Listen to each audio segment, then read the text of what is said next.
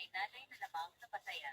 Tamang-tama talaga ang mga mi, napapanahon sa gulan na naman. Hirap magpatuyo ng mga nilaman ang mga woodcutters natin dyan.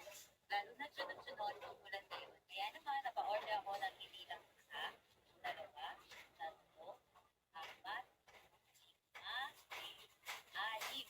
Anim na dosenas hangar na po ang in-order ko. Para naman hindi na ako problema sa pagpapatuyo ng mga nilagman ko.